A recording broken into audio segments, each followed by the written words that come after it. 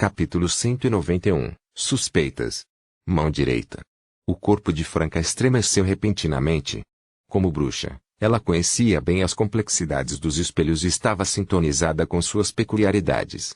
E uma coisa ela tinha certeza: quando uma pessoa se olhava no espelho, seu reflexo seria invertido da esquerda para a direita. A situação em questão era desconcertante.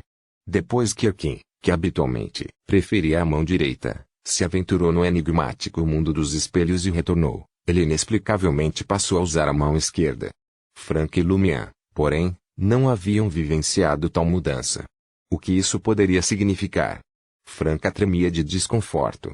Só então, Gisto reapareceu no andar inferior do armazém, gritando instruções para Erkin no andar superior. Ele exigiu que Erkin recuperasse seu precioso vinho e elixir.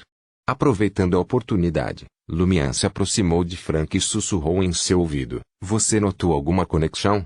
Você também pensou nisso?" Franca respondeu, surpresa. Foi um desafio detectar a normalidade de Erkin e compreender as possibilidades subjacentes sem amplo conhecimento de misticismo e encontros com o mundo Beyonder.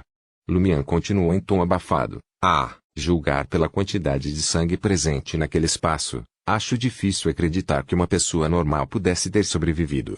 Desde o início, suspeitei que algo estava errado com Erkin e os outros membros da caravana.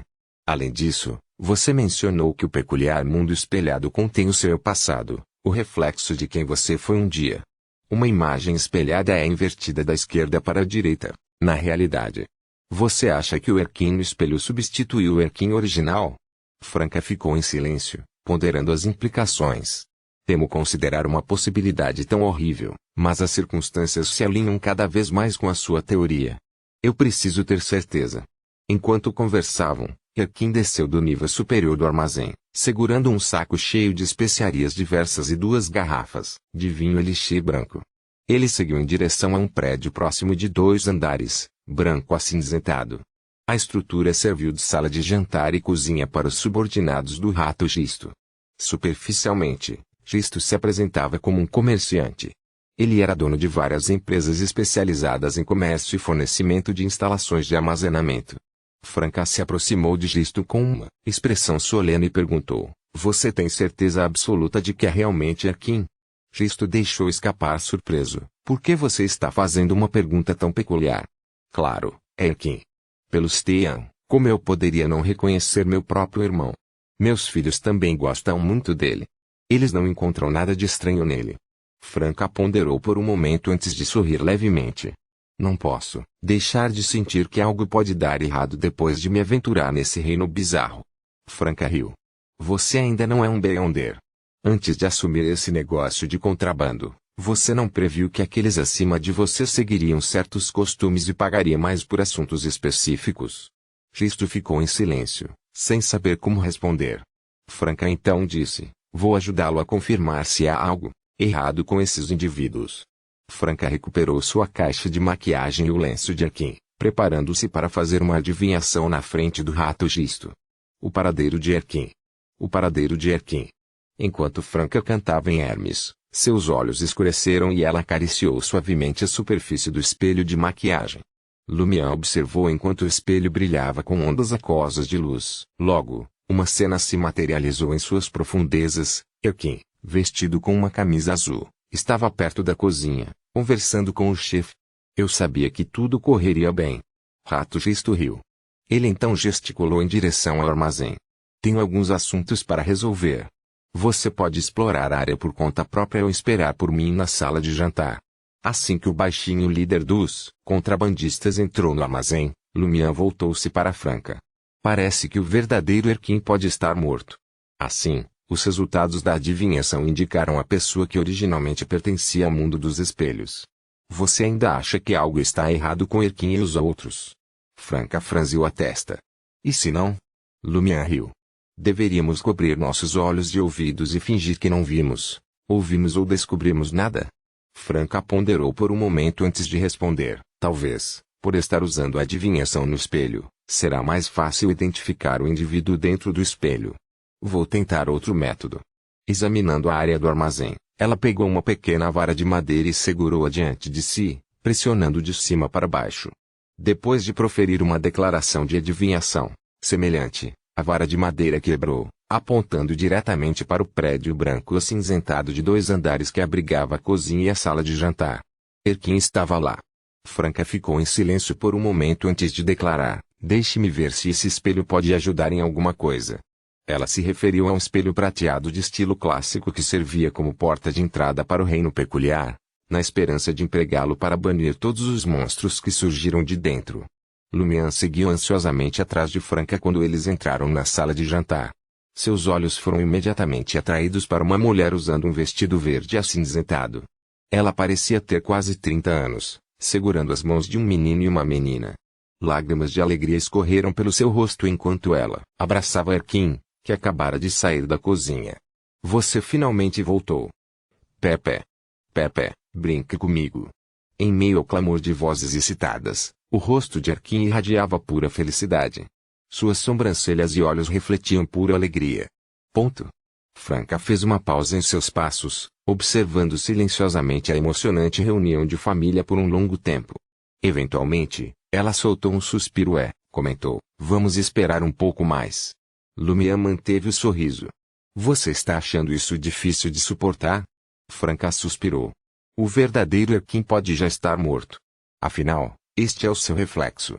Se eu expusesse sua verdadeira natureza agora, o matasse ou o forçasse a voltar para o espelho, não apenas sua esposa e seus filhos deixariam de demonstrar gratidão, mas também me desprezariam." "Você tem razão." Lumian riu. "De qualquer forma, se algo desagradável acontecer no futuro, se alguém viverá ou morrerá não é da nossa conta. Precisamos simplesmente ter cautela. Por que deveríamos aparecer como os vilões? Ninguém vai te agradecer por isso. Sim, vamos evitar Hatchisto e os outros por enquanto. Se não os encontrarmos, é como se nada tivesse acontecido." O conflito interno de Franca cresceu. Ela não sabia o que o reflexo do espelho faria depois de substituir a pessoa na realidade. E se a sua bondade se transformasse em crueldade e o seu afeto se transformasse em ódio? Franca, incapaz de tomar uma decisão, só conseguiu olhar para Lumian e suspirar. Suas palavras são bastante insensíveis. Ela começou a pensar que a avaliação de Genes sobre Ciel continha alguma verdade. "Madame, não estou apenas seguindo suas inclinações para ajudá-la a se convencer." Lumian respondeu, uma mistura de aborrecimento e diversão evidente em seu tom. Franca ofereceu um sorriso tímido. "Como você propõe que lidemos com esta situação?" Lumian olhou para Erkin, que contava seu estranho encontro para a esposa e os filhos como se fosse a história de outra pessoa. "Devíamos pedir a alguém que escrevesse uma carta e denunciasse este assunto à sede da polícia ou a uma catedral. A carta deveria apenas declarar que o irmão do rato Fisto, Erkin, se aventurou em um reino subterrâneo com um grupo de indivíduos e permaneceu ausente durante a maior parte do dia. Ao ressurgir, sua mão dominante havia mudado. Os Beyonders oficiais encontraram inúmeras anomalias, então eles devem estar familiarizados com o subterrâneo. Eles provavelmente deduzirão o que aconteceu com Erkin e seus companheiros. Quanto à forma como eles lidam com isso, é responsabilidade deles. Não precisamos nos preocupar. Se eles se abstiverem de prejudicar Erkin e os outros, a pessoa espelho não representará nenhuma ameaça. Eles podem servir como substitutos dos originais falecidos. E se esses monstros forem eliminados, não teremos de enfrentar a dor e a animosidade, muito menos compensar alguém. Em suma, devemos confiar nas autoridades e na igreja. O imperador Roseli mencionou uma vez que um cavaleiro não se sentiria inclinado a jantar um animal com o qual estava familiarizado depois de ter sido abatido. No entanto, se eles permanecessem inconscientes, isso não seria um problema. Eles poderiam desfrutar de sua refeição com alegria. O mesmo princípio se aplica neste caso. Lumian não conseguia lembrar as palavras exatas, então fez o possível para transmitir o sentimento com suas próprias palavras. Franca ponderou profundamente por alguns momentos antes de se convencer. "Você tem razão." Ela olhou para Lumian. "Você não parece nem um pouco como um líder da máfia. Um verdadeiro líder da máfia sabe como manipular as autoridades." Lumian sorriu. Franca riu e comentou, "Terei que chamá-la de padrinho de agora em diante." Sem dar a Lumian a oportunidade de perguntar mais, ela acrescentou rapidamente, "O padrinho de uma máfia." "Sim, por enquanto você não tem meios." Assumirei a responsabilidade por vazar as informações para as autoridades. Padrinho da máfia. Lumian tinha ouvido sua irmã mencionar isso como tema de seu próximo livro. Ele compreendeu a ideia geral, mas não pôde deixar de se sentir um pouco desanimado. Nas horas seguintes, ele e Franca participaram alegremente de um banquete oferecido por Hatisto, tendo conversas animadas com Erkin e os outros contrabandistas. Lumian não parava de elogiar o delicioso frango assado Savoy. Foi temperado com uma variedade de especiarias, sua superfície brilhando com uma mistura semelhante. A pele dourada ostentava a suculência, maciez e essência aromática. Ele cortou um pedaço da carne crocante coberta com a pele e deixou-a de molho nos sucos suculentos por um momento antes de saboreá-la. A experiência foi pura felicidade, tornando impossível para ele parar de se entregar. À medida que o banquete chegava ao fim, Franca notou que apenas um punhado de pessoas permanecia à mesa de jantar. Ela se virou para Hatisto, um sorriso brincando em seus lábios.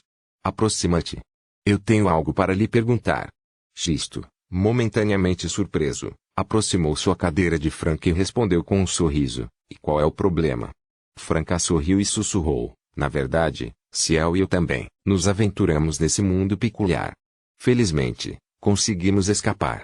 Com isso, ela rapidamente pegou a faca do frango assado e enfiou na mesa na frente do rato Xisto. A voz dela ficou gelada quando ela o interrogou. O que está escondido nessa remessa? Você quase nos matou. Eu não sei. Xisto olhou ao redor, gotas de suor frio se formando em sua testa. Percebendo que apenas ele, Franca e Ciel permaneciam à mesa, ele explicou apressadamente. Eu realmente não sei. O chefe me instruiu a trazê-lo para Treer. Capítulo 192. Verificação. Chefe de verificação? Lumian ficou alarmado. Ele não previra a ligação com Gardner Martin, mas agora as coisas começavam a fazer sentido. Porque a caravana de contrabando desapareceu em uma rota conhecida que já havia sido usada antes. E por que Hatisto estava tão ansioso para buscar a ajuda deles? Se ele tivesse perdido apenas uma remessa, teria feito mais confirmações. Teria levado algum tempo para ele revelar suas vulnerabilidades e erros aos seus pares, que poderiam estar de olho em sua posição. A mente de Lumian fervilhava de pensamentos. Gardner Martin pode ser uma sequência 6 ou 5 no caminho inter. Tanto Franca quanto eu, entramos no mundo especial dos espelhos, e somos uma caçadora e uma demonês, respectivamente, em caminhos semelhantes e vizinhos. O Sr. Khan me instruiu a abordar Gardner Martin e ganhar sua confiança. Franca, como membro da organização secreta Collier Babons Research Society, tem uma sequência bastante alta. É surpreendente que ela esteja disposta a ser amante de um chefe da máfia como Gardner Martin. O chefe do Savoy Mob deve estar escondendo um grande segredo envolvido em algo significativo.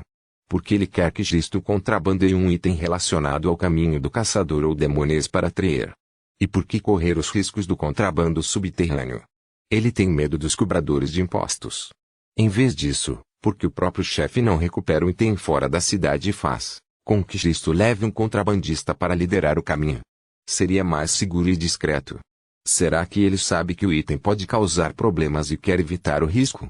Lumian desviou o olhar do rato Xisto para o rosto de Franca. Para a surpresa de Lumian, a bruxa parecia despreparada para tal resposta. Seu choque inicial foi rapidamente seguido por uma pitada de excitação e alegria. Ela olhou atentamente para Hatisto e zombou. Você está tentando me enganar?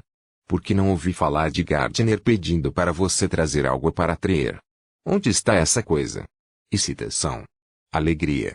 Lumian ficou cada vez mais certo de que Franca tinha segundas intenções para se juntar à máfia de Savoy e abordar Gardner Martin. Xisto forçou um sorriso e respondeu, está em uma caixa de ferro. Já, enviei para Rue des Fontaines. Talvez o chefe ainda não tenha informado você. Como membro experiente da Savoy Mob, ele conhecia o poder que Franca possuía. Ela poderia facilmente despachá-lo, especialmente porque ele não estava preparado e não trouxe nenhuma ajuda. Além disso, ela era excelente em adivinhação e conseguia detectar falsidades. É melhor você não estar mentindo para mim. Franca recuou, pegou seu espelho de maquiagem e começou a fazer uma adivinhação na frente do rato Xisto. Lumian levantou-se cooperativamente e caminhou até o lado de Xisto. Ele estendeu a mão e agarrou firmemente o ombro de Xisto. Assim que Franca confirmou a verdade através de sua adivinhação, Lumian deu um tapinha nas costas do rato com um sorriso. Se algo semelhante acontecer no futuro, lembre-me de quaisquer possíveis problemas com a mercadoria. Devo estar preparado para quaisquer incidentes inesperados. Caso contrário, eu poderia simplesmente cortá-lo em pedaços e alimentá-lo com seus amados filhos. Ele tinha ouvido de Lois que Ratchisto tinha vários animais de estimação e um carinho especial por cães. Alimentado pela ameaça, Risto ficou furioso. Franca pode ser amante do patrão e é mais forte que eu. Posso tolerar o tratamento dela, mas que direito tem um novato como você? O chefe me pediu para manter segredo desta vez. Franca guardou sua caixa de maquiagem e praguejou, seu filho da puta. Você poderia pelo menos ter nos dado uma pista. Risto sorriu timidamente e respondeu, tudo bem, tudo bem. Surpreendentemente, ele não ficou nem um pouco ofendido com os insultos. Para ele, os cães eram membros queridos da família, então como a menção deles poderia ser considerada uma ofensa? Ele sempre alertava seus subordinados lascivos que colocar a mão em sua esposa era o mesmo que tocar em seu cachorro. Observando as atitudes suavizadas de Franca e Ciel, Risto perguntou curiosamente, esse mundo estranho é realmente como Erkin descreveu? Antes que Franca pudesse responder, Lumian deu um tapinha no ombro de Risto com um sorriso. Você ainda não descobriu. Um cachorro comeu seu cérebro. Estávamos apenas blefando com você. Não entramos em nenhum mundo estranho. Simplesmente suspeitamos que algo estava errado com suas mercadorias, considerando as operações anteriores de contrabando e o súbito envolvimento em um incidente Beyonder. Então, decidimos enganar você. Ponto. Rato Risto não pôde deixar de se sentir irritado. Na verdade, se Franca e Ciel tivessem realmente entrado em um mundo estranho, eles não teriam retornado tão rapidamente. Erkin e os outros estavam desaparecidos há horas. Como ele pôde ter sido tão tolo? Porque ele caiu no estratagema deles. Suprimindo suas emoções, Risto olhou para Franca com um sorriso bajulador. Por favor, não conte ao chefe que eu revelei a existência desse item. Ele não ficará satisfeito comigo. Franca lançou um olhar estranho para Lumian e disse ao rato Risto, tudo bem. De agora em diante, você me deve um favor. Tudo bem. Risto concordou apressadamente. Depois de se despedirem do líder da operação de contrabando, Lumian e Franca saíram do armazém e entraram na rua estreita da Avenue do Marché. Percebi hoje que Risto é um completo idiota. Ele é incrivelmente crédulo, comentou Franca, quebrando o silêncio enquanto olhava para Lumian ao seu lado. Havia uma sugestão de sorriso em seu rosto, mas não chegava a alcançar seus olhos. Você é bastante hábil em enganar os outros. Lumian assumiu uma atitude composta. Em Cordu você deve ter ouvido falar de Cordu, certo? Eles me chamam de Rei dos Brincalhões. Franca, familiarizada com Cordu por causa do cartaz de procurado, sorriu para Lumian e respondeu, você mentiu para mim antes. E, a avaliação que Gina fez de você não foi totalmente errada. Você possui astúcia e malandragem. Você é companheiro da minha irmã. Estou lhe contando a verdade, disse Lumian com sinceridade, mantendo uma expressão honesta. No entanto, ele não divulgou toda a verdade. Mesmo que Franca confirmasse isso através de adivinhação, ela não detectaria nenhum sinal de engano. Franca observou sua expressão e a sentiu satisfeita. Estou disposto a confiar no irmão de trouxa. HMM. Vamos fingir que você não sabe sobre o item de Gardner. Há certas coisas que podem ser prejudiciais se você descobrir a verdade. Também não vou perguntar sobre isso. Tudo bem, Lumian concordou, desempenhando obedientemente o papel que havia assumido na frente de Aurore. Os dois seguiam caminhos separados na Avenue do Marché. Um seguiu em direção à Salle de Balbrise, enquanto o outro virou para a Rue des Blusas Blanches. Já passava das 20 horas e o céu havia escurecido. Luminárias a gás embutidas nas paredes iluminavam o salão de dança, lançando um brilho amarelado em todo o primeiro andar. À medida que se aproximavam da pista de dança, o ambiente ficou mais sombrio. Em meio a cumprimentos, Lumian sentou-se no balcão do bar e pediu um copo de absinto de erva doce e hortelã, conhecido como parrot. A bebida era bastante revigorante e, com apenas um gole, clareou sua mente como se ele tivesse sido acordado com um tapa. Lumian ficou sentado por um tempo, curtindo as músicas picantes de Gena. Eventualmente, ele notou Charlie se aproximando do balcão do bar com uma bandeja na mão. Ciel. chefe. Charlie rapidamente alterou a maneira como se dirigia a Lumian ao perceber que era o barman olhando para ele. Lumian tomou um gole do líquido verde psicodélico e perguntou com um sorriso: "Você prefere o salão de dança ou o bar subterrâneo do motel?" Charlie olhou para o barman e para os outros garçons antes de baixar a voz. "Ainda prefiro o bar do motel. Lá eu sou o centro das atenções. Eu posso dizer." Lumian riu e acenou com a cabeça em direção à jovem cantora que substituiu Jenna. "Ela é filha do seu amigo?" Charlie já havia mencionado um amigo que foi vítima de um AJ. Pressionado pelo barão Brignais, o amigo cometeu suicídio tragicamente ao pular de um prédio, e agora sua filha foi forçada a cantar na sala de Balbrise. "Sim", Charlie respondeu com uma expressão triste. A cantora, vestida glamourosamente com uma blusa e saia reveladoras, tinha mais ou menos idade de Jenna, mas não tinha o mesmo encanto. Após uma observação mais detalhada, Lumian percebeu a distinção fundamental entre os dois. Os olhos de Jenna irradiavam uma certa faísca, enquanto apesar de seu sorriso falso, a luz nos olhos da outra cantora estava ausente. Charlie abriu a boca, aparentemente hesitante em pedir algo, mas no final decidiu não fazê-lo e permaneceu em silêncio. Lumian tomou outro gole do papagaio e mergulhou em pensamentos profundos, com a música tocando ao fundo. Perto das 22h30, ele se levantou e subiu as escadas. Ele vestiu uma camisa de linho surrada, uma jaqueta velha, calça marrom e finalizou com um boné azul escuro. Com essa aparência, ele parecia um vagabundo. Sem hesitar, Lumian abriu a janela e saltou para o beco atrás do salão de dança. Sua intenção era visitar o Théâtre de l'Ancienne KGA, Pigeons. Seu feitiço de profecia revelou que Monsieur Olive, o proprietário do Auberge do Coq d'Oré, estaria presente no Théâtre de l'Ancienne KGA Pigeons entre 23 horas e 12 horas desta sexta-feira, ou seja, esta noite. Lumian não esperava enfrentar sozinho o assunto envolvendo o deus do mal, a árvore-mãe do desejo. Ele não tinha a intenção de enfrentá-los de frente. Em vez disso, ele pretendia reunir informações valiosas e descobrir mais problemas através da observação. Para ele, o objetivo mais importante era utilizar Monsieur Olive e os outros para localizar o local onde Susana Matisse residiu durante sua vida e obter um item que ela carregou por um período significativo. Isso estabeleceria as bases para o feitiço de exorcismo quando ela finalmente lançasse um ataque.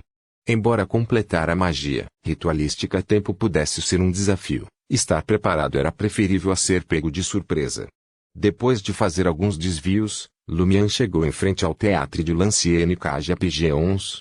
Como ainda não eram 23 horas, ele não viu necessidade de correr para dentro. Em vez disso, encontrou um canto e se acomodou, observando o apartamento beige de 6 andares de Monsieur Olive com a atitude de um verdadeiro vagabundo. Em pouco tempo, Lumian avistou o proprietário. Monsieur Olive voltou do Le Marché do Quartier do Gentleman, segurando uma bengala preta. Ele usava um terno escuro desbotado, calças castanhas e uma meia cartola envelhecida. Poucos minutos depois, uma luz fraca emanava de uma das janelas de seu apartamento. Lumian esperou pacientemente. Enquanto esperava, sua testa franziu, gradualmente. Por que Monsieur Olive não foi ao Théâtre de l'Ancienne KGA Pigeons? Já passa das 23 horas, a janela continuou a emitir um brilho amarelado e figuras ocasionais passavam. 15 minutos se passaram, mas Monsieur Olive não havia saído de seu apartamento, atravessado a Avenue du Marché e entrado no Théâtre de l'Ancienne KGA Pigeons. Lumian não pôde deixar de murmurar para si mesmo: poderia haver um erro no meu feitiço de profecia. Capítulo 193 Aprimoramento da sorte. Lumian esperou pacientemente até a meia-noite se aproximar. Quando o relógio marcou 23h30, a luz do quarto de Yves se apagou, mas ninguém saiu do apartamento. Parecia que o avarento havia decidido economizar nas contas de gás e se retirou para passar a noite. O ato final da peça no Théâtre de l'Ancienne KGA Pigeons terminou à medida que se aproximava a meia-noite. O público foi surgindo um por um, mas ninguém entrou no teatro. Lumian murmurou para si mesmo, seus pensamentos acelerados: será que a resposta do feitiço da profecia não é precisa o suficiente? Afinal, a magia ritualística foi lançada por mim. É compreensível que seu efeito não seja perfeito. Sim, isso é uma possibilidade. Mas e se o feitiço da profecia for preciso? Alarmado em meio aos seus pensamentos, a cabeça de Lumian virou-se na direção da porta adornada com cartazes de teatro. Se o feitiço da profecia estivesse correto, significava que Monsieur Rive realmente esteve no Théâtre de Lancienne KGPG 11 entre 23 horas e meia-noite. E se Monsieur Rive realmente estivesse lá, quem seria a mesma pessoa que entrara no apartamento e nunca mais saíra? Havia uma grande chance de ser uma isca. Uma isca. De jeito nenhum. Lumière não conseguia entender suas próprias suspeitas. Como ele poderia ser enganado por tal truque, especialmente depois de conhecer e conversar com Monsieur Rive antes? Ele estava mais inclinado a acreditar que o feitiço da profecia era falho. Talvez haja um túnel abaixo do apartamento que leva ao Théâtre de Lancienne KGPG 11. Lumière ponderou, procurando uma explicação plausível. Trier era uma cidade onde estabelecer um túnel era mais fácil do que em outros lugares. Foi necessária apenas uma pequena escavação para conectar-se a passagens subterrâneas e esgotos. No entanto, esses túneis também eram propensos a serem descobertos. O underground Trier fervilhava de gente, a polícia da pedreira patrulhava a área, os contrabandistas passavam e os plantadores passavam. A menos que o túnel fosse mais fundo ou tivesse uma entrada habilmente escondida, não demoraria muito para que fosse encontrado.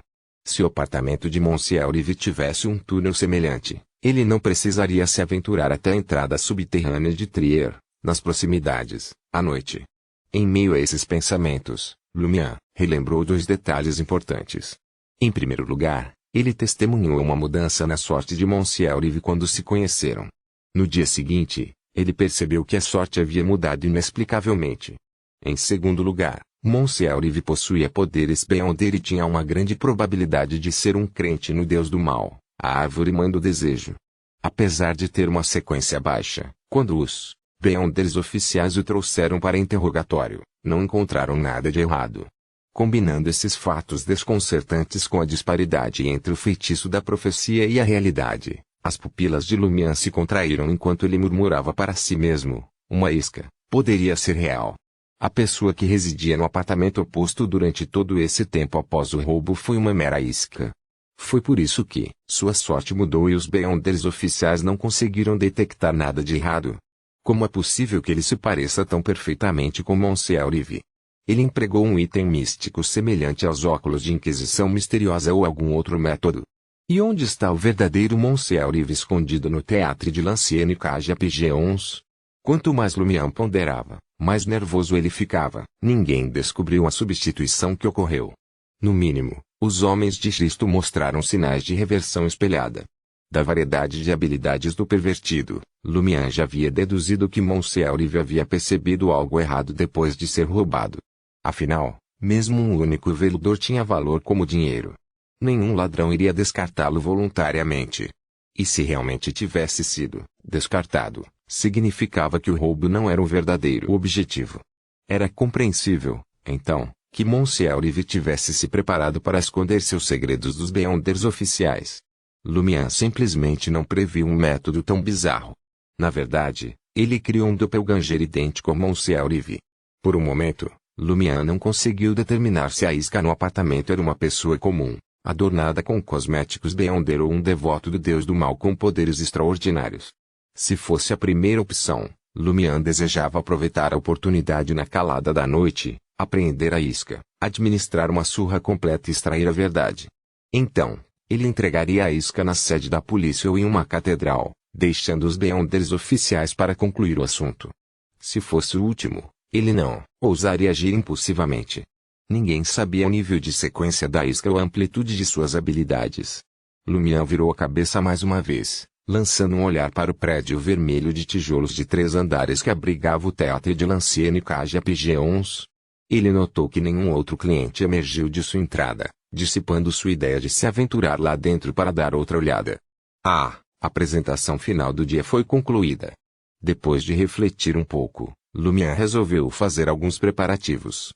Levantou-se lentamente e seguiu em direção ao Le Marché do Quartier do Gentleman, escondendo-se nas sombras, intocado pelo brilho dos postes de gás da rua. Ao longo do caminho, ele examinou os vagabundos que dormiam nos cantos da estrada, com um olhar profundo e sério. Finalmente, ele encontrou um alvo adequado. Encolhido sob uma barricada improvisada no beco, as roupas do vagabundo estavam esfarrapadas e manchadas de lama. Suas pernas apresentavam marcas de mordidas de cachorro, feridas purulentas exudando pus amarelo. Aos olhos de Lumière, esse indivíduo foi atormentado pelo infortúnio. Ele enfrentaria uma série de calamidades nos próximos 2 ou 3 dias, com sua própria vida potencialmente em risco. Isso fez dele o material ideal para o feitiço de melhoria da sorte. Sim, Lumière pretendia empregar a magia ritualística do monge Desmola, o feitiço de aumento da sorte, para criar um item capaz de transmitir má sorte. Se o falso Monsieur Rive fosse atormentado pelo infortúnio, continuamente assolado por vários problemas, havia uma grande probabilidade de que ele revelasse sua situação aos Beyonders oficiais. Com isso em mente, Lumière estava à procura dos vagabundos mais infelizes. Este grupo específico pertencia ao reino dos indivíduos malfadados.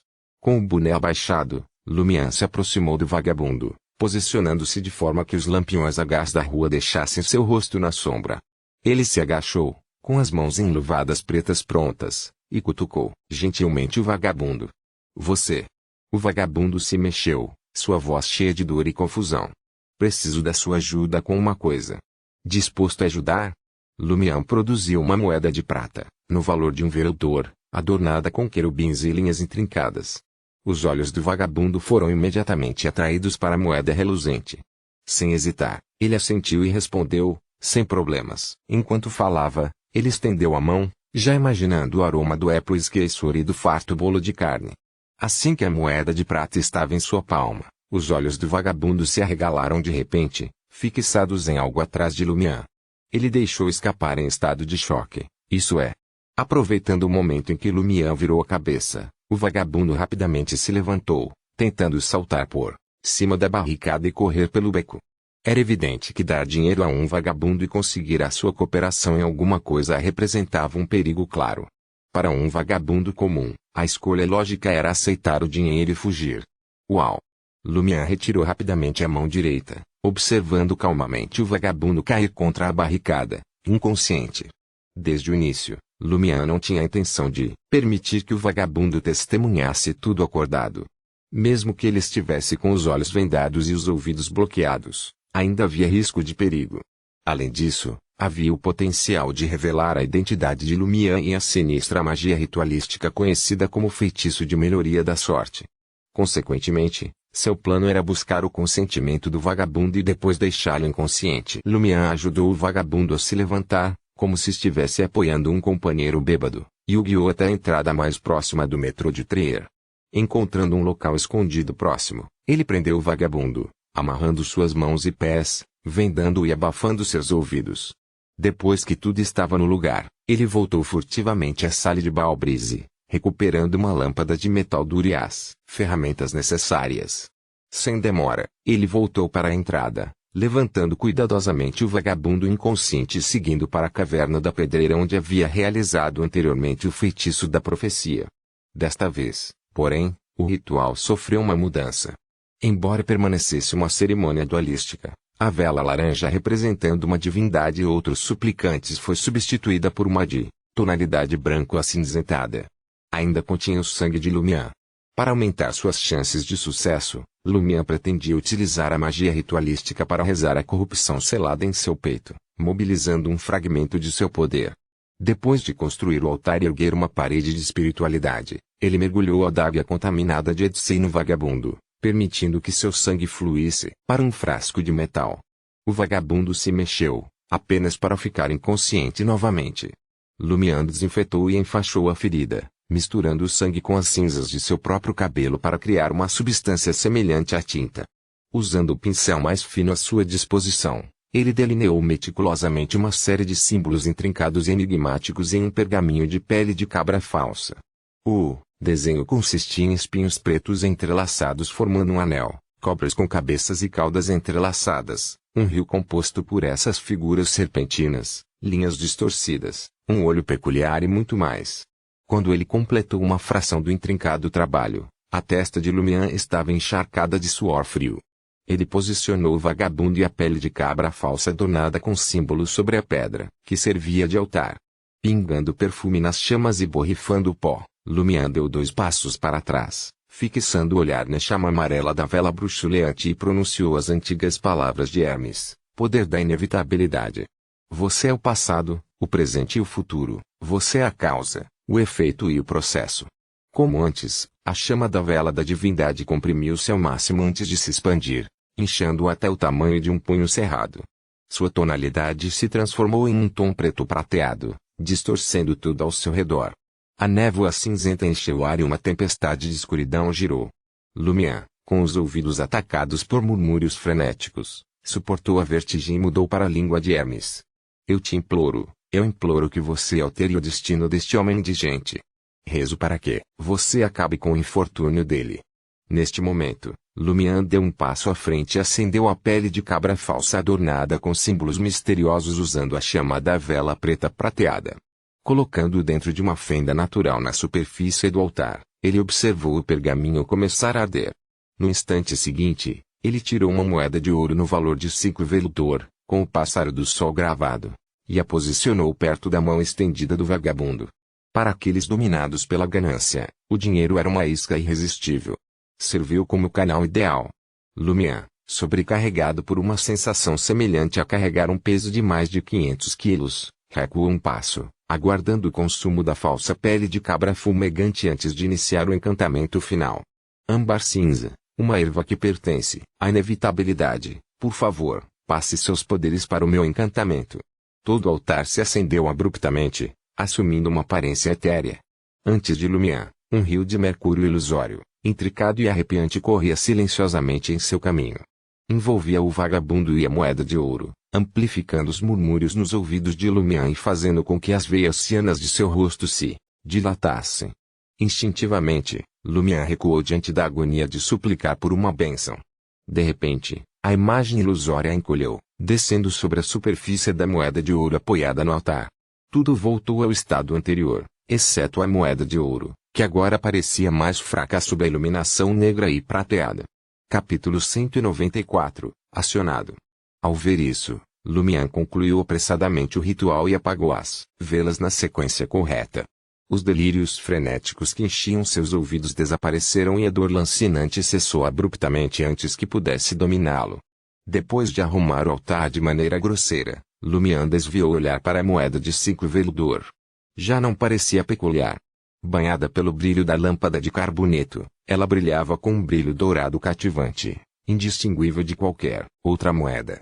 Os olhos de Lumière escureceram subitamente, como se ele estivesse observando um ser vivo, examinando sua fortuna.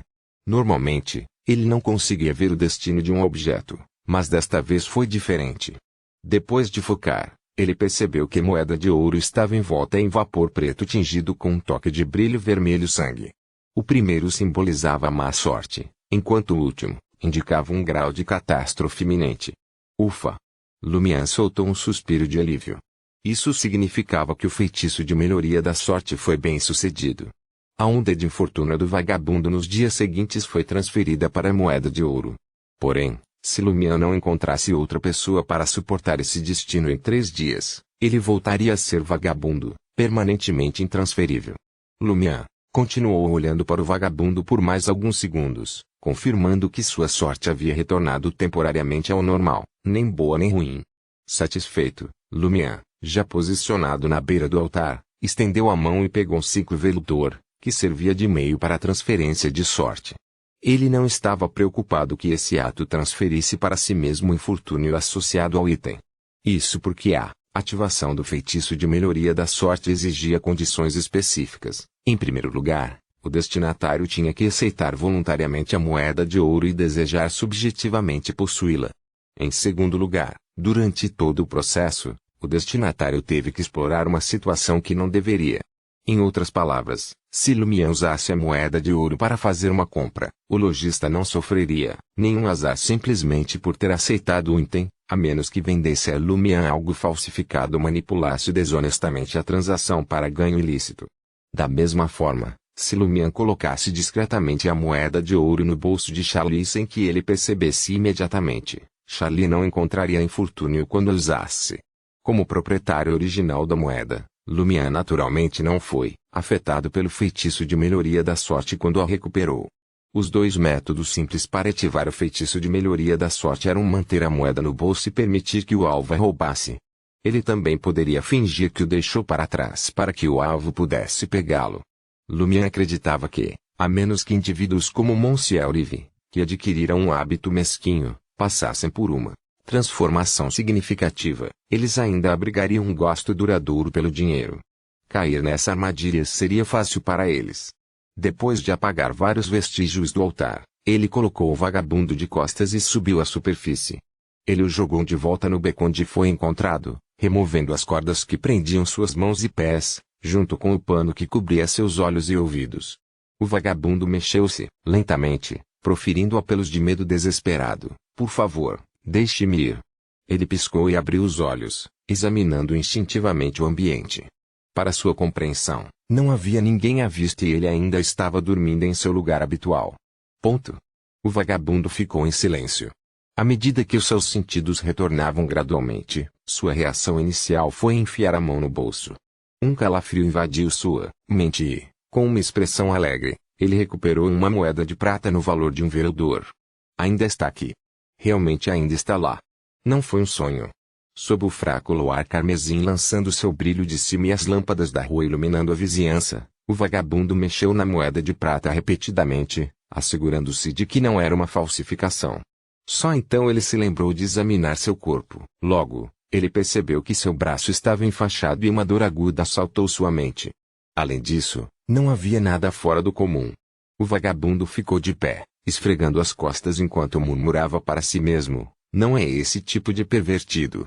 Tendo testemunhado o mundo antes de sua falência, ele sabia que Trier abrigava seu quinhão de indivíduos peculiares. Consequentemente, várias organizações privadas surgiram. Alguns defendiam que homens e mulheres existiam apenas para a reprodução, enquanto outros acreditavam que o amor verdadeiro só florescia entre homens. As reuniões atendiam até mesmo aqueles que acreditavam que somente as mulheres detinham o segredo para amar sua própria espécie. O vagabundo inicialmente suspeitou que havia sido vítima de homens com uma fixação peculiar por homens imundos e sujos. No entanto, parecia que não era o caso. Depois de ponderar por um momento, ele conjecturou que alguém se interessou por seu sangue e extraiu um pouco. Um velador foi sua recompensa. Ele já tinha ouvido histórias de figuras influentes que dependiam de contínuas transfusões de sangue para sustentar suas vidas. Pelo menos há um velador. O vagabundo instantaneamente se alegrou, não pensando mais na perda de sangue.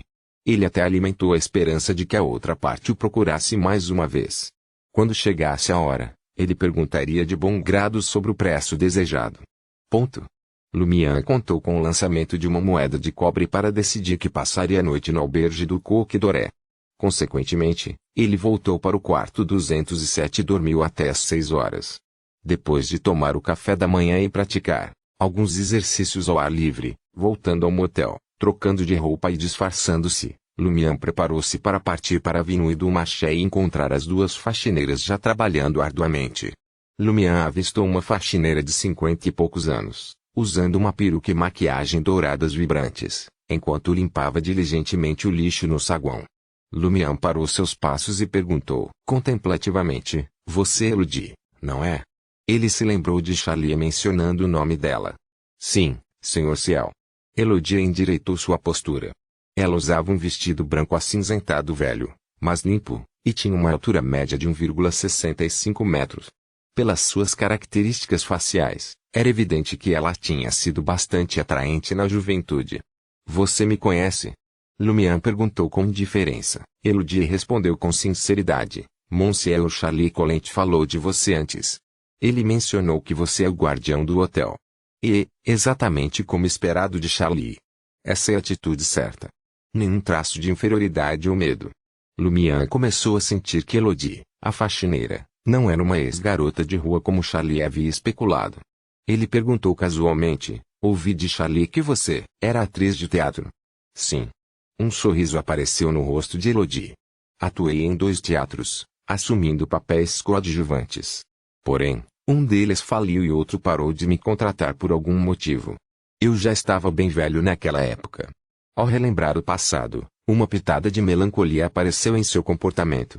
Lumière assentiu e olhou para a porta do motel. Você já ouviu falar do Théâtre de l'Ancienne KGAPG 11? Esta era a questão na qual ele estava realmente interessado.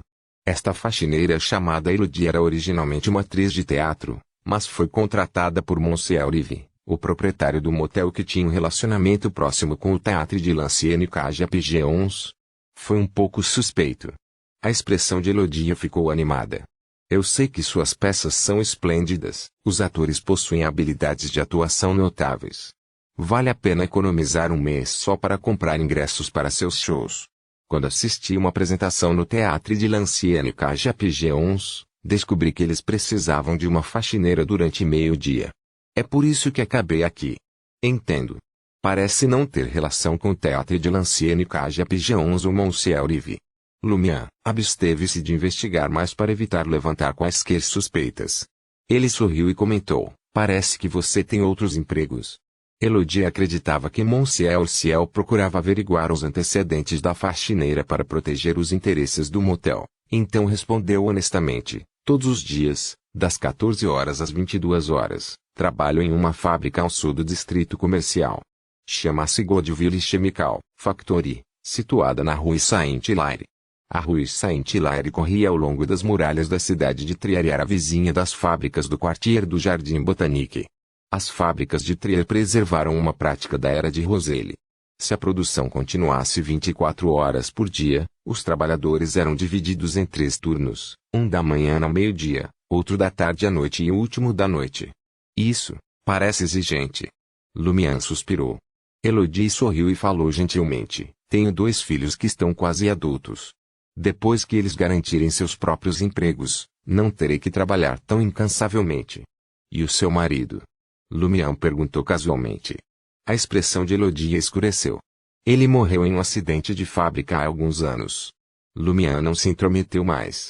Em vez disso, conversou com outra faxineira, cumprindo fielmente seus deveres como protetor do albergue do Coq Doré. Saindo da rue Anachi, Lumian entrou na Avenue du Marché, seguindo em direção ao Théâtre de l'Ancienne Cage Pigeons. Ele não estava esperando intencionalmente por Monsieur Rive, que era suspeito de ser uma isca. Sua intenção era simplesmente observar. Seu principal objetivo era vigiar de perto os indivíduos que se dirigiam para a Avenue du Marché, 126. O feitiço da profecia lhe revelou que ele cruzaria o caminho de Louis Lund na Avenue du Marché. Almeright mencionou que Louis Lund iria mais uma vez procurar o chefe do Poisons pour Mob, Black Scorpion Roger, neste sábado ou domingo, e Black Scorpion Roger residia na 126 Avenue du Marché. Com esta combinação de informações, Lumian decidiu tornar-se um residente permanente na Avenue du Marché na segunda-feira e passear na esperança de encontrar o seu alvo. À medida que Lumian se aproximava do Théâtre de l'Ancienne Cage Pigeons e do apartamento de Monsieur Rive, ele diminuiu o passo. Às vezes, ele se sentava entre os vagabundos, outras vezes visitava um café próximo para tomar uma bebida. Como já estava lá, era natural que ficasse de olho em Monsieur Rive. Afinal, esta também era a Avenue du Marché. Depois de quase 45 minutos, Lumian finalmente avistou o proprietário do motel. Vestido com um terno formal desbotado, uma cartola surrada e uma bengala preta que estava prestes a perder a pintura, Monsieur Rive saiu do apartamento e seguiu em direção à estação de locomotivas a vapor Suite. Lumian levantou-se gradualmente e olhou para trás. Ele fingiu terror e correu, como se estivesse sendo perseguido por um inimigo. Em sua tentativa de ultrapassar Monsieur Rive por trás, ele acidentalmente colidiu com ele. Houve um barulho quando uma moeda de ouro caiu no chão, mas Lumian parecia alheio a isso. Ele abaixou a cabeça e fugiu em pânico. Monsieur Rive resmungou, seu olhar subitamente atraído para a moeda de ouro na calçada. Inconscientemente, ele queria chamar o indivíduo indelicado, mas quando estendeu a mão, nenhuma palavra escapou de seus lábios. Examinando rapidamente os arredores, ele rapidamente se agachou e recuperou a moeda de 5 veludor. Indiferentemente, ele colocou no bolso, como se nada fora do comum tivesse acontecido. Capítulo 195 Candidato. Escondido atrás da sombra de um poste de ébano, a apenas 20 metros de Monsieur Rive, Lumian inclinou-se discretamente, puxando o boné para baixo no meio da multidão agitada. Ele observou atentamente enquanto seu alvo recuperava a moeda de ouro brilhante, guardando-a secretamente. Só então Lumian soltou um suspiro de alívio. Com uma mão displicentemente enfiada no bolso, ele caminhou em direção ao número 126 da Avenue du Marché, sem prestar mais atenção à isca duvidosa, pois o feitiço de melhoria da sorte havia sido oficialmente acionado, imune a interrupções. No entanto, o feitiço exigiu tempo para manifestar seus efeitos. Dentro de meio-dia ou, no máximo, um dia inteiro, o infortúnio atormentaria incessantemente o falso Monsieur Rive. Lumière só precisava orquestrar um pequeno incidente quando chegasse o momento oportuno, e as chances eram altas de que Monsieur Rive revelasse inadvertidamente sua natureza peculiar aos legítimos Beyonders. À medida que Lumière se aventurava, ele logo percebeu que o número 126 da Avenue du Marché não era outro senão a morada do escorpião negro Roger, o centro nevrálgico da turba Poisons Pur. Consequentemente, ele não ousou se aproximar muito, temendo se expor. Instalando-se perto de uma janela de um café, posicionada diagonalmente a mais de 10 metros de distância, pediu um café fermo e um Dariole. Enquanto aguardava o seu refresco, Lumière examinou atentamente os transeuntes na Avenue du Marché, o seu olhar demorando-se nos cartazes promocionais que adornavam as paredes do café. Um tema predominante entre eles foram as eleições iminentes para a Convenção Nacional, marcadas para começar no domingo. Havia 3 candidatos disputando o cargo: Mathieu Boulanger, representando o Partido Nacional, Hugues Artois, defensor do Partido do Iluminismo, e Jacques Sanson, vindo do Partido Revolucionário. Enquanto Lumière observava o fervor que rodeava a aproximação ao número 126 da Avenue du Marché, viu-se absorto nos manifestos dos candidatos. Mathieu Boulanger, o atual membro do parlamento do Distrito Le Marché do Quartier du Gentleman, defendeu a restauração da antiga glória do Intis. Seu grito de guerra foi Mac Intis Glorious Again. Boulanger atribuiu a situação atual da nação à sua derrota na recente guerra contra o reino de Loen. A solução proposta implicava a reorganização do exército do Intis com um foco renovado na priorização dos interesses do Intis. Ele procurou recuperar as vantagens abandonadas no continente sul, fortalecer a economia e transformar o distrito comercial. Boulanger acreditava que o processo de tornar o Intis glorioso novamente proporcionaria aos habitantes do distrito comercial uma abundância de oportunidades de emprego, permitindo-lhes acumular riqueza, seja aventurando-se no continente sul, alistando-se no exército ou capitalizando investimentos estrangeiros. Troca. Hugues Artois, um candidato que ganhou considerável popularidade ultimamente, defendeu mais empregos, para uma sociedade mais justa. A sua promessa era revigorar a economia, construindo fábricas adicionais na região sul do Distrito do Mercado, ao mesmo tempo que desmantelava as algemas que prendiam os proprietários de fábricas, banqueiros, financistas e comerciantes. No entanto, as suas intenções também incluíam desafiar os privilégios de que gozavam a igreja e os ricos, impondo-lhes impostos mais pesados. Jacques Sanson, membro do Partido Revolucionário, partilhava a convicção de Hugues Artois de que os privilégios sociais não tinham lugar no mundo moderno. Independentemente da afiliação à igreja ou dos benefícios financeiros, Sanson acreditava que todos deveriam pagar impostos iguais.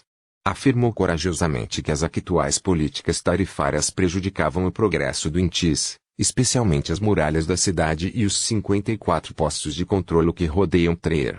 Sanson defendeu a livre circulação de mercadorias e o estabelecimento de um mercado liberado, o que levaria à proliferação de fábricas e um aumento significativo nas receitas fiscais. Ao tributar a classe privilegiada juntamente com estas reformas, o Tesouro Nacional recuperaria rapidamente de quaisquer reveses iniciais. Quando chegasse a hora, Sanson planejou explorar a implementação do sistema de garantia de anuidade idealizado pelo imperador Roselle, proporcionando proteção essencial aos trabalhadores no distrito do mercado. Seu slogan ressoou: derrubem essas malditas paredes.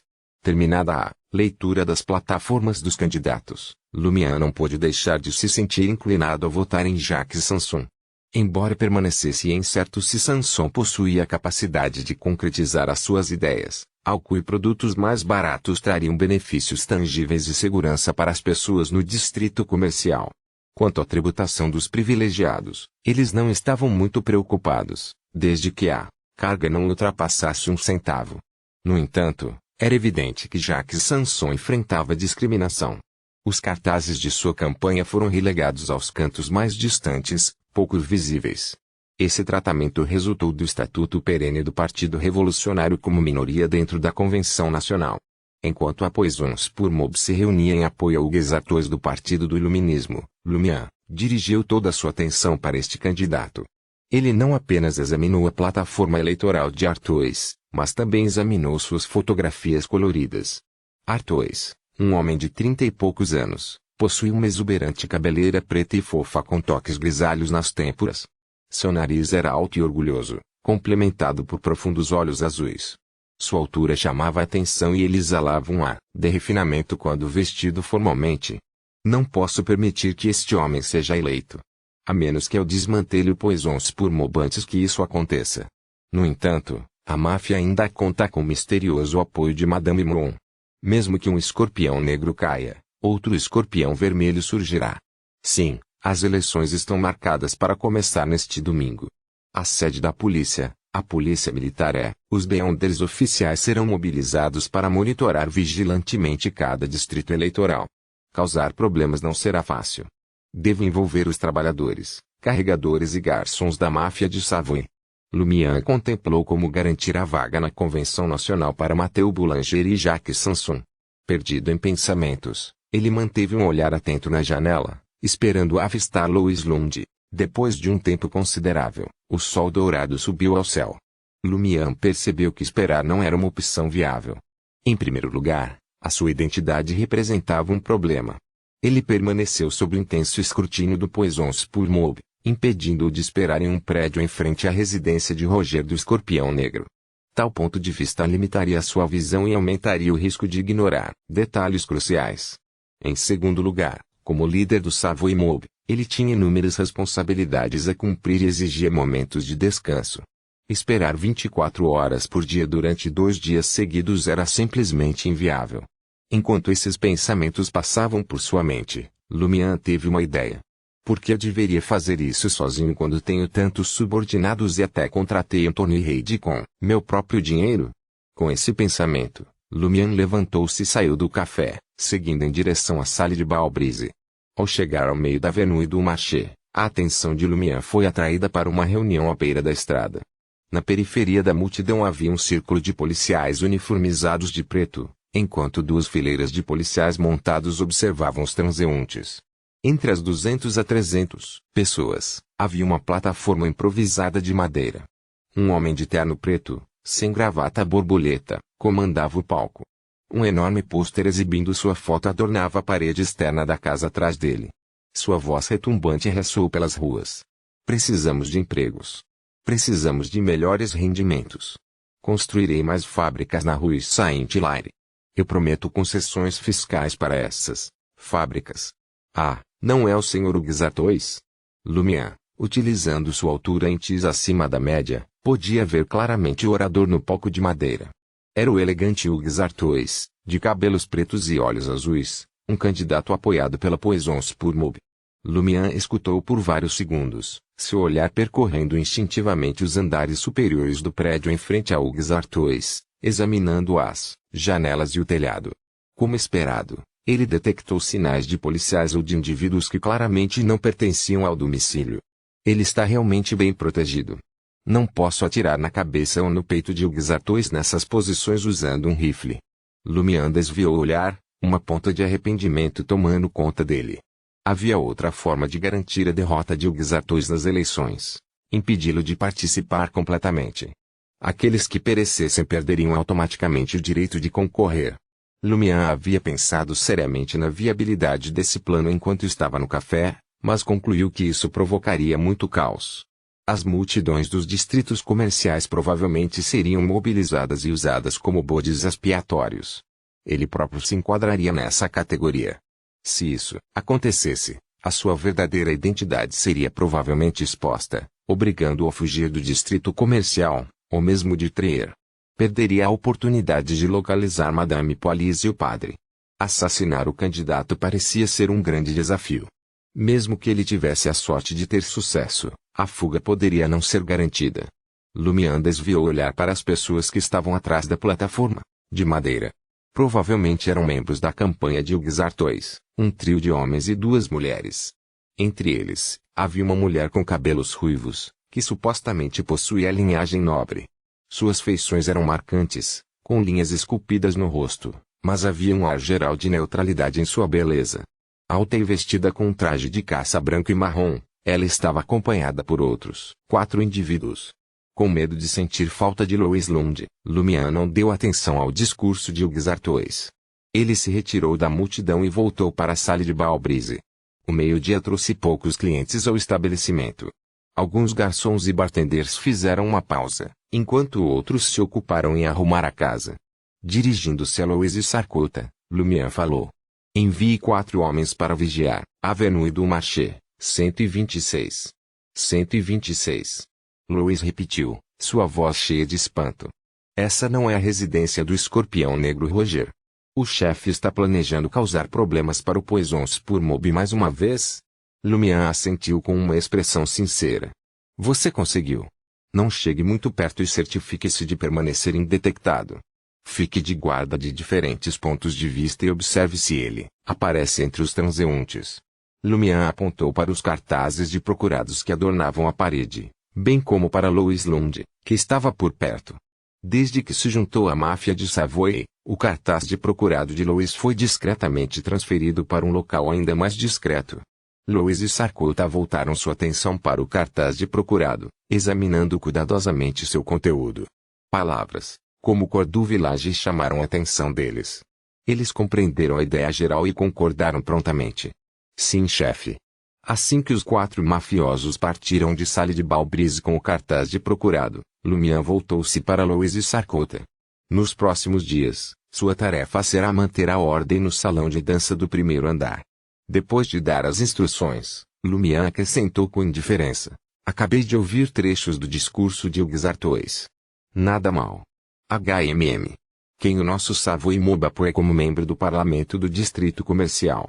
Louis lançou um rápido olhar ao redor e baixou a voz. O barão mencionou que pretende votar em Monsieur Artois.